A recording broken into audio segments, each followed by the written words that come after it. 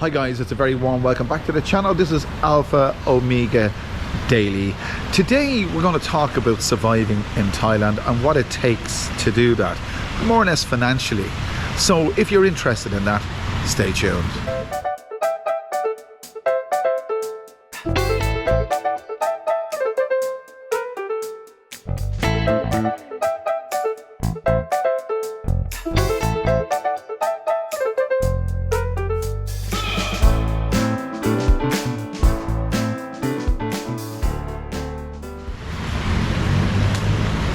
Can you survive in Thailand on a limited budget? Well, of course you can. You can survive anywhere on a limited budget. We're all on limited budgets. But let's put a figure on it. Can you survive in Thailand for $1,000 a month? My experience, no. You'd exist in Thailand on $1,000 a month. That's based on, you know, the cost of living in Thailand today, which is late 2022. About 10 years ago when I first came here, yeah, you could do, I suppose I did, you could live here, you could live in Thailand on $1,000 a month.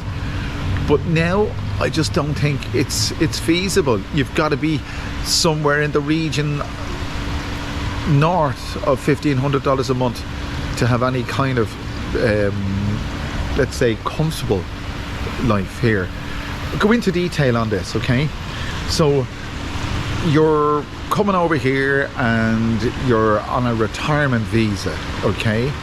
And if you're Irish, I think it's about $1,000 a month. I'm not sure what you get in a state pension, I really don't know, but just to put a figure on it, you can get a condo, you can rent an apartment for 6,000 baht a month easily, which is about about $200, $6,000 baht, yeah, about $200. So there's 200 out of your 1,000.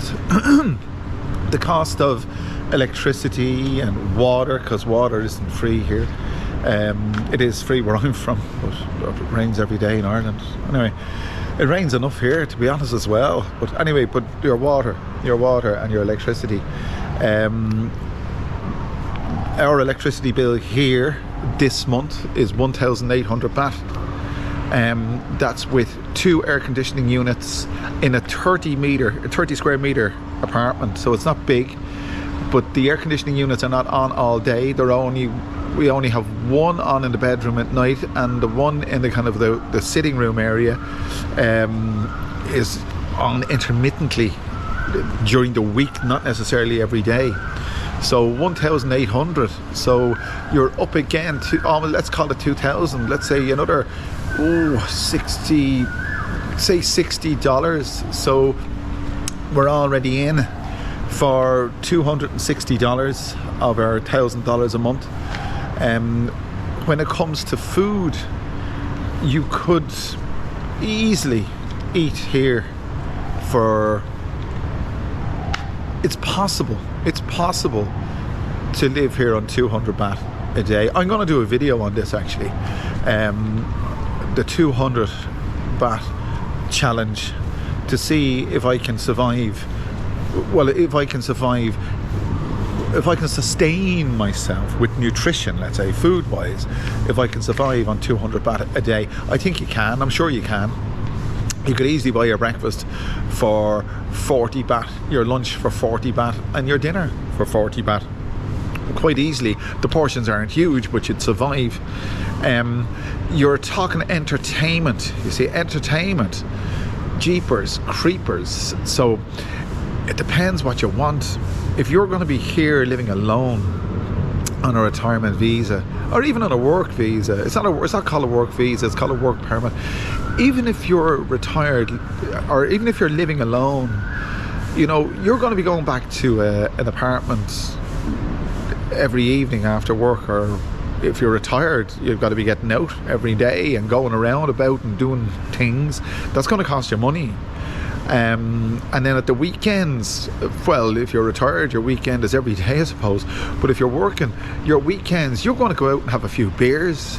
You're going to, mingle. You're going to look for company, as you do.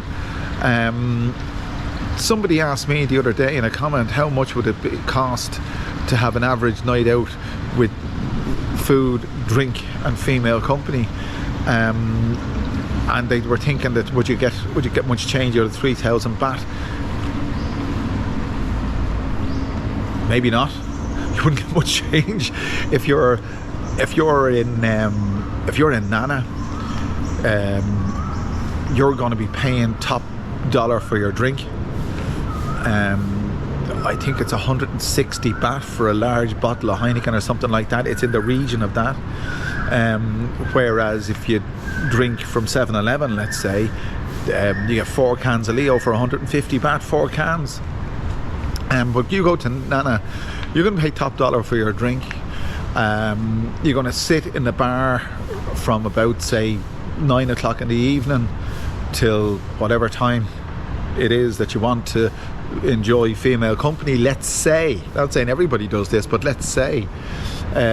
So you'll offload easily 1,000 baht in the bar, easily, and that's not even drinking with a girl. But if you're drinking with a girl, you can add another 1,000 onto that, almost, well, another 500 at the very least. And then you want to go and take a lady. Well, you take a lady in that kind of vicinity, that area, I'd say 1,500, 2,000. So you wouldn't get much change from 3,000 baht. In actual fact, 3,000 baht mightn't cover it. And if you're doing that every week over the course of a month, that's your $1,000 gone. That's between everything, more or less. So $1,000 would cover your living expenses, but that's all they cover. And you see, you got to remember, you've got to have health insurance here. It's a must. It's an absolute must.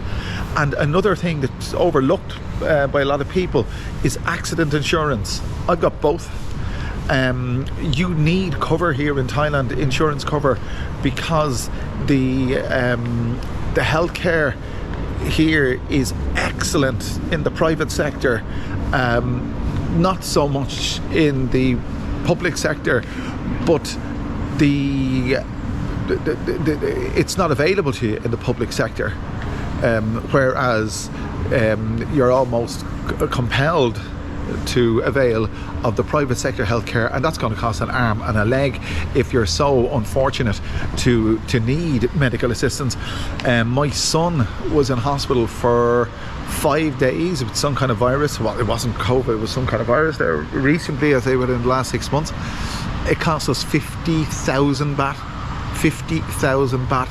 That's north of $1,000. It's 1,400 something like that dollars.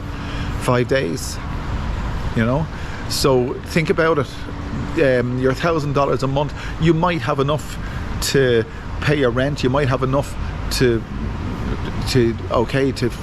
feed yourself, you might have enough to pay your bills, you might have enough to go out and have a few beers at the weekend, but you have to make provision for your rainy day. I know it's obvious, but one of the things a lot of people forget when they come here, and you would be surprised the amount of people come here and just throw caution to the wind when it comes to insurance.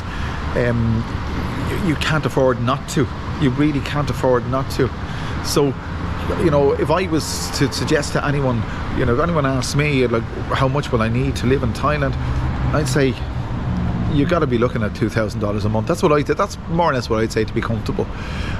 It's still a great place. Obviously, it's a great place. It's still a very affordable place to live. There's not a lot of places you could live for $2,000 a month. I know in Dublin, you wouldn't. Jeepers creepers, you couldn't even rent an apartment for that money. So it's a great place. It's a very affordable place to live, but it's not as cheap as some people would make out, and it's definitely a place not to forget reality. And some people do forget reality when they come here. You've got to make sure you're covered for health insurance and accident insurance, and it's as simple as that. So life can be very simple, life can be very enjoyable, and we should try to enjoy every minute, lads, because we never know what will happen. And I tell you one thing, guys, I hope you've enjoyed this video. And if you have done, make sure you click that subscribe button, click the like button, click the share button, and I will bring you back another wonderful video very soon. Thanks for joining me.